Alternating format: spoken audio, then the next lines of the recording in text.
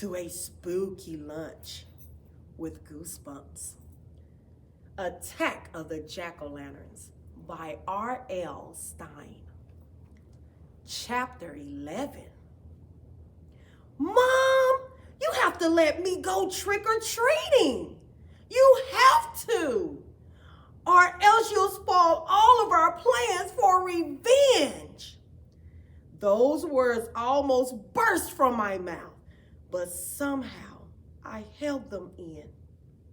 I choked back the words and stared hard at her, trying to decide if she was serious. She was. Mom, what's wrong? I finally cried. What did I do? Why am I grounded? Drew, you're not grounded, Mom laughed. I just don't think trick-or-treating is a good idea this year. Haven't you seen the news stories about the people in town who disappeared? Huh? Disappeared? My mind flashed back to my daydream. I pictured the old couple again, locking kids up in their back room. You mean kids have disappeared? I asked. Mom shook her head. No, not kids, adults. A fourth person was reported missing yesterday. Here, look. Mom had the newspaper rolled up under her arm. She pulled it out, unrolled it. She held the front page up so we all could see it. I could read the bold black headline from across the room. Local mystery. 4 have vanished. I climbed up from the bed and made my way over to Mom. I saw Shane and Shanna exchange worried glances. Walker's expression had turned solemn. He drummed his fingers tensely on the desktop. I took the newspaper from Mom and stared at the photos of the 4 people who had disappeared, 3 men and 1 woman. The police are warning people to be very careful, Mom said softly. Walker went over and took the newspaper from my hands. He studied the photos for a moment. Hey, these people are all big, he exclaimed. Now we all clustered around the newspaper and stared at the gray photos. Walker was right. All 4 people were huge. The first one, a bald man in a bulging turtleneck sweater, had to be at least 6'6". Weird, I murmured. Shane and Shanna had grown strangely silent. I guessed they were frightened. Why would 4 large people just disappear? Walker asked. Mom sighed. That's what the police would like to know, she said. But Mom, if only adults are disappearing, why can't I go trick-or-treating? I asked. Please let Drew go, Shanna pleaded. It's our last year to go out on Halloween night. No, I don't think so, Mom replied, biting her bottom lip again. But we'll be really, really, really careful, I promised her. I don't think so, Mom repeated. I don't think so. Once again, Halloween was completely ruined. Chapter 12. But then Dad thought maybe trick-or-treating would be okay. It was 2 days later. He and Mom had been discussing it nonstop. You can go out if you go in a group, Dad said. Stay in the neighborhood and don't wander away from the others. Okay, Elf? Thanks, Dad, I cried. I was so happy I didn't remind him to stop calling me Elf. Instead, I surprised him with a big hug. Are you sure about this?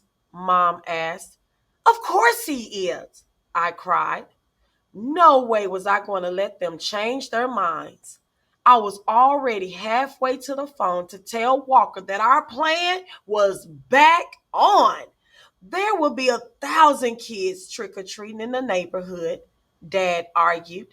Besides, Drew and her friends are old enough and smart enough to keep out of trouble.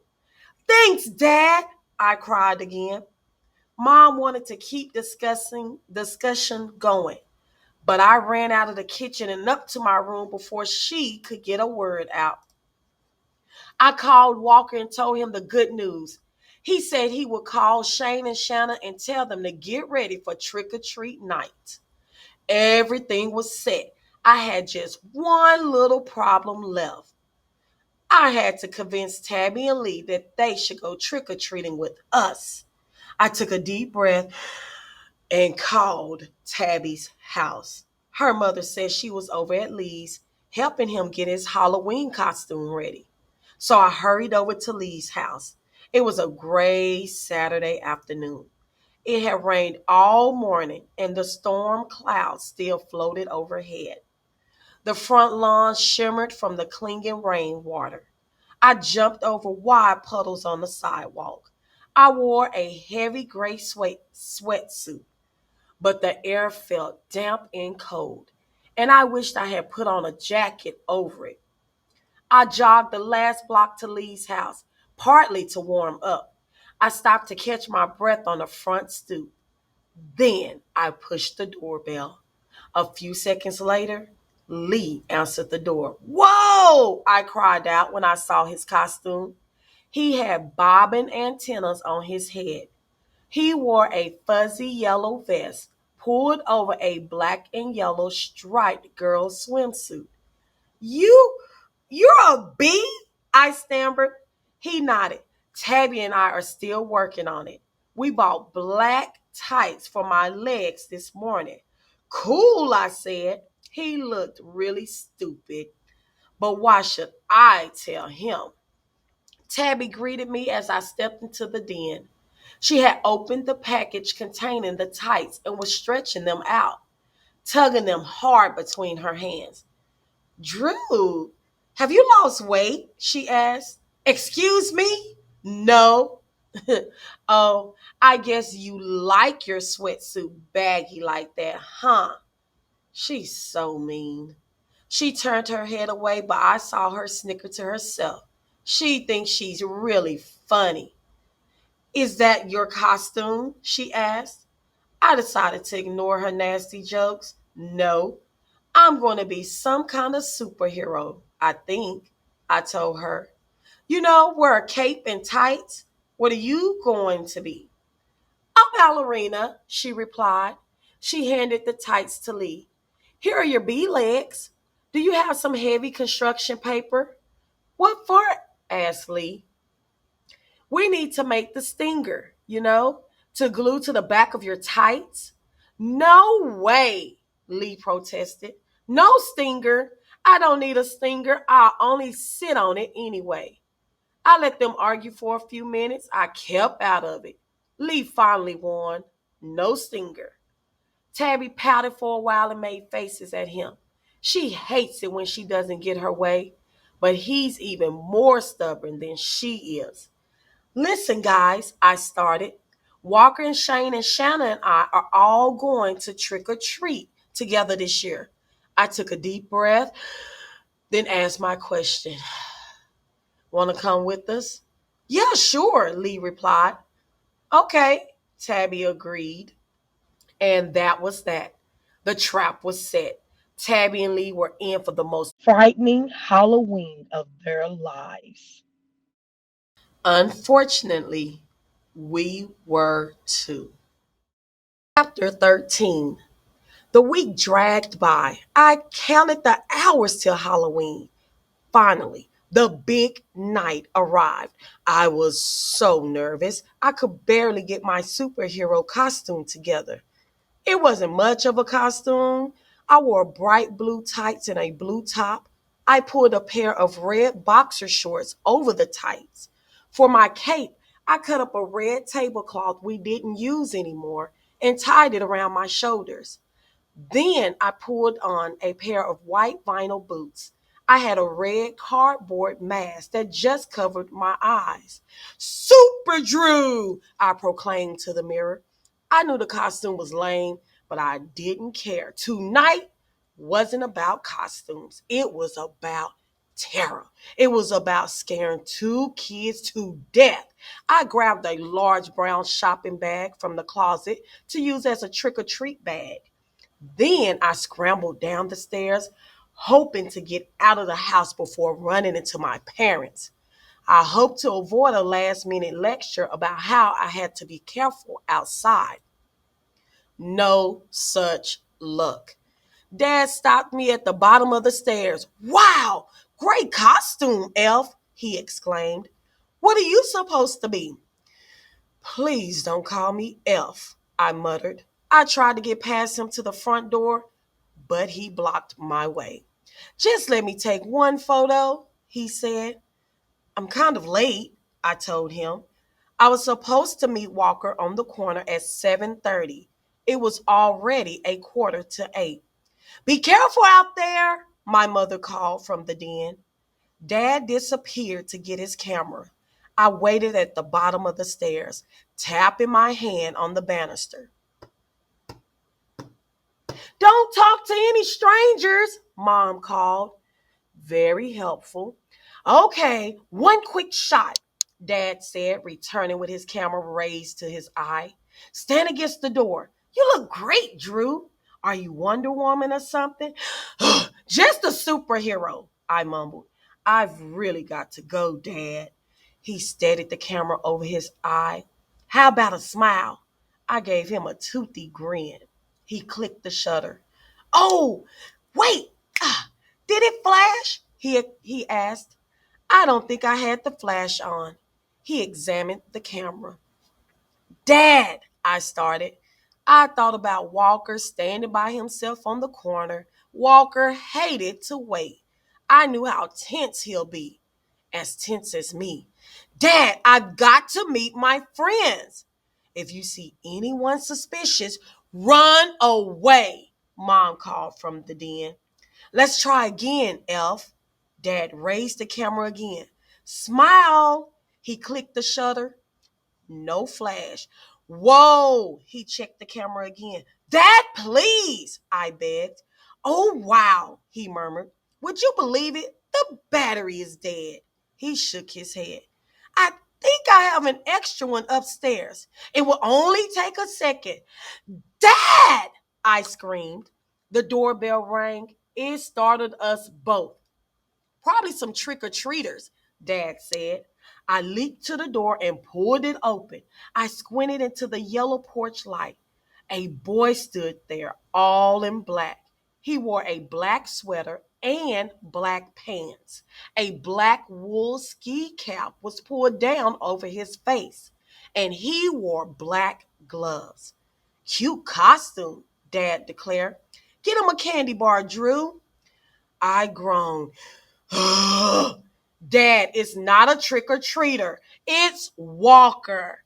I pushed open the storm door so that Walker could come in. I thought you were going to meet me, he said. Dad stared at Walker's all black costume.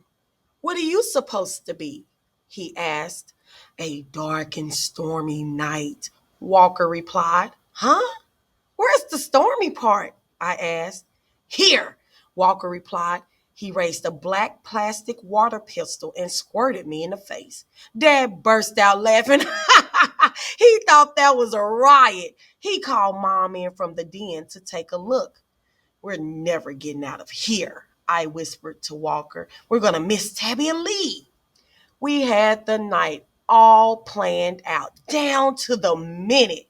But now the whole plan could be ruined. I had a knot in my stomach. I could feel it tightening. The cake suddenly felt as if it were choking me. Mom and Dad were admiring Walker's costume. A dark and stormy night. Very clever, Mom said. But how will anyone see you in the dark? You better be very careful crossing the street. Mom had advice for everyone tonight. I couldn't take it anymore. We've got to go. Bye, I said. I shoved Walker out the door and followed right behind him. Mom called out more warnings from the house, but I couldn't hear her. I pulled Walker down the driveway and we hurried toward the corner. That's where we were supposed to meet Tabby and Lee, our two victims. You should have stayed on the corner, I scolded Walker. Maybe Tabby and Lee were here already and left. But you were so late, Walker protested. I thought maybe something was wrong. My heart was thumping. The knot in my stomach grew even tighter. Okay, I urged. Let's just calm down. Clear, cold night. A light frost made the lawns silvery. Overhead, a silver of moon rested near a cluster of bright stars. Most of the houses on the block had their lights on. I saw two groups of little trick or treaters across the street. They were all hurrying up to the same house. A dog barked excitedly in the house next door. I turned my eyes to the corner where we were supposed to meet Tabby and Lee. No one there. Walker and I stopped under the street light. I adjusted my cape. It was really choking me. I saw that I hadn't cut it short enough. The bottom was soaked from dragging along the ground. Where are they? I demanded. You know they're always late, Walker replied. He was right. Tabby and Lee love to keep people waiting for them. They will be here any second, Walker said. A tall hedge ran along the corner yard. Walker started pacing back and forth from the hedge to the curb. His outfit was so black, when he stepped into the shadow of the hedge, he completely disappeared. Could you stop pacing? I started, but my voice caught in my throat when I heard a cough from the other side of the hedge, a low, gruff cough. Not a human cough, more like an animal growl. I turned and saw that Walker had heard it too. He stopped pacing and stared at the hedge. I heard a scraping sound. The hedge appeared to shiver. Who's back there? I choked out. The hedge shook again, shook and cracked. Hey, who is it? Walker cried. Silence. The hedge shook harder this time. Is this a joke or something? Walker demanded in a trembling voice. Another low animal growl. No! I cried out as two ugly creatures came snarling through the hedge. I saw only a blur of ragged fur, open jaws, saliva covered teeth. Before I could move, one of the creatures leaped onto me. Snarling and growling, it shoved me roughly down to the grass and dug its fangs into my shoulder. Chapter 14. I let out a shrill wail of pain. I tried to scramble to my feet, but the snarling creature had me pinned to the ground. Stop! Stop! I struggled to squirm free as the creature tugged my cape over me, covering me like a blanket. Hey! I heard Walker's angry shout, but I couldn't see what was happening to him. No! Let me go! I shrieked. With a frantic burst of energy, I reached up one hand and swiped at the creature's drooling face. To my shock, the whole face pulled off easily. A mask? I held a rubber mask in my hand. I stared up at a grinning face. It took me a few moments to recognize the boy. Todd Jeffrey. Yes, Todd Jeffrey, the high school kid who had frightened us all at Lee's party 2 years ago.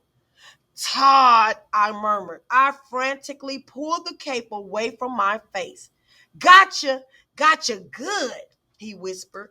He let go of me and stood up. You creep, I cried angrily. I tossed the rubber mask in his face. He caught it in one hand and laughed. Drew, can't you take a joke? Huh? A joke? A joke? I screamed. I climbed to my feet and furiously began brushing myself off. My cape was totally tangled and covered with wet brown leaves. Walker had been wrestling with the other creature. The guy pulled off his mask. Of course, it was Joe, Todd's disgusting friend. Hope we didn't scare you, he teased. He and Ty laughed like hyenas. They fell all over each other, slapping high five and low fives. Before I could tell them what jerks they were, I heard more laughter. To my surprise, Tabby and Lee came stepping out from behind the hedge, and all four of them enjoyed a good laugh together. Grrr! I uttered a furious growl. At that moment, I wish I really were a superhero. I wanted to plow my super fist into their laughing faces, or maybe spread my cape and fly away, far away, so I wouldn't have to see any of them anymore. Happy Halloween, Drew, Tabby called smugly. Happy Halloween, Tabby and Lee repeated in unison, grinning their disgusting grins. How long were you and Lee standing back there? I demanded angrily. Long enough, Lee snickered. He and Tabby both burst out laughing again.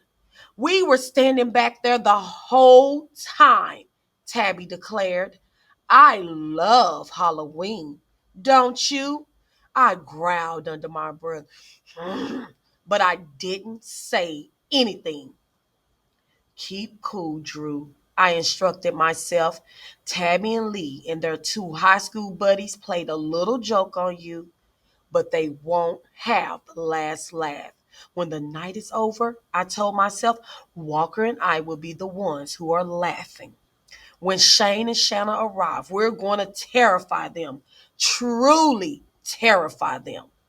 Todd and Joe had pulled their monster masks back on. They tilted back their heads and howled like wolves. Oh! Todd's mask was really gross. It had rubber saliva dripping over the long, pointy fangs. They're not coming trick or treating with us, are they? I asked Tabby. Tabby shook her head. She adjusted the tiara on top of her blonde hair. No way, Todd replied from behind the ugly mask. Joe and I are too old to trick or treat, especially with you crybabies. Then why are you wearing those monster costumes? Walker demanded. Just to scare kids, Joe replied. He and Todd laughed again, loud, cruel laugh. Joe grabbed my mask and pulled it down to my chin. Todd pulled the ski mask down over Walker's eyes. Then they ran off to find some other victims. What creeps! I was glad to see them go. I stood watching them, making sure they didn't change their minds and come back. Nice guys, Lee said. He set his orange and black trick-or-treat bag down on the grass. Then he adjusted his bee antennas. I heard kids laughing across the street. I turned and saw a group of four kids, all monsters and goblins, running up the driveway to a house. Let's get going, Tabby said. It's kind of cold. Aren't Shane and Shannon supposed to meet us? Lee asked. Yeah, they'll catch up to us, I said. We crossed the street and started toward the first house, a tall, brightly lit brick house with a smiling pumpkin cut out in the front window. As we made our way up the gravel driveway, I glanced at my watch and gasped. Nearly 8:15. Shane and Shanna were supposed to meet us on the corner at 8. Where were they? They were never late. Never. I swallowed hard. Was this Halloween about to be ruined too? Had something gone wrong? Chapter 15. We stepped up onto the front stoop and peered through the glass storm door. A big orange cat with bright blue eyes stared back at us from the other side of the door. I rang the doorbell. A few seconds later, a smiling young woman in jeans and a yellow turtleneck came hurrying to the door. She carried a basket of Snicker bars and Milky Ways. You all look great, she declared, dropping a candy bar in each bag. Drew, hold up your bag, Tabby ordered shrilly. Oh, sorry. I was still worrying about Shane and Shanna. I held up my bag for the woman. The cat narrowed its amazing blue eyes at me. Are you supposed to be a princess?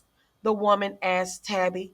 No, a ballerina, Tabby replied. And you're a lump of coal, the woman asked Walker. Something like that, Walker muttered.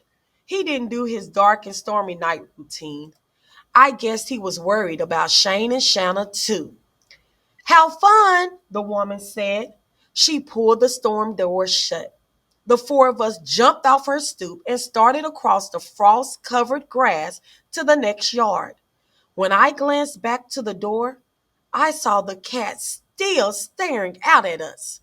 The next house was dark, so we crossed the lawn to the house next door to it. A group of kids were already on the front stoop shouting, Trick or treat, trick or treat. Are they? I whispered to Walker. He shrugged. If they don't show up, I started, but I saw Tabby watching me, so I didn't finish my sentence.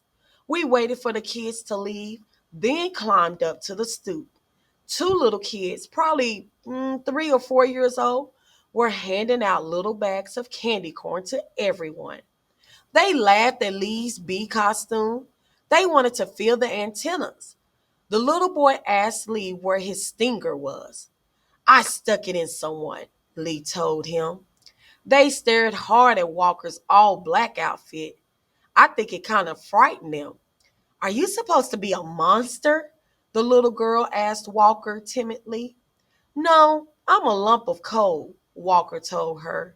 She nodded seriously. We hurried away and did 3 more houses to the end of the block.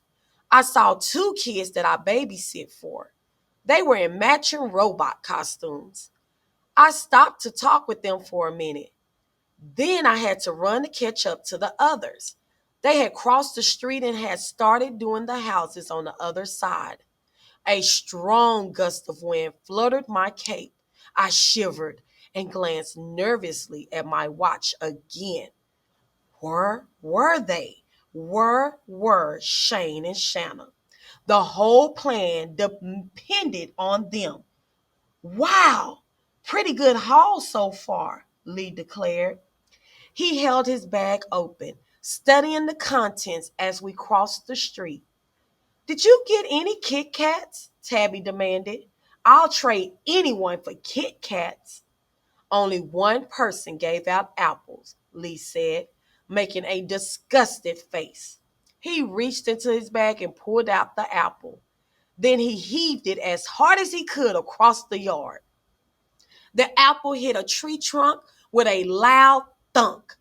Then it bounced into the next driveway. Why do people give out apples? Lee grumbled. Don't they know we only want candy? Some people are just cheap, Tabby said. She pulled out her apple and dropped it in the grass. Then she kicked it with the toe of her ballet slipper. They both really deserve what they're going to get, I thought. They're both really jerks. But where are Shane and Shanna? We tricked or treat our way down the block. It was getting pretty late, and there were fewer little kids out. The street light near the corner was broken. We stepped into a patch of deep shadow. One of Lee's antennas kept slipping off. He slid it back into place for the 10th time. As we neared the corner, a tall tree blocked the moonlight, and it grew even darker. Oh! I let out a cry as 2 figures leaped out at us from behind the tree. I thought that Todd and Joe had returned, but I quickly saw that it wasn't those guys. In a gray blur, the 2 figures turned their backs on us, blocking our way. They wore dark robes that flowed straight down to the ground. And over their heads, they wore pumpkins, large, round pumpkins, perfectly balanced on their shoulders. Whoa! Walker let out a startled cry. He backed up and stumbled into me. Tabby and Lee gaped in surprise. But the most horrifying surprise was yet to come. As they slowly turned to face us, their jack-o'-lantern faces came into view. Eerie, jagged grins cut into their pumpkin heads, flashing triangle eyes lit by flames. Bright orange and yellow flames danced inside their heads. And as the pumpkin heads turned their fiery, ragged grins on us, Walker and I opened our mouths and screamed in terror. To be continued.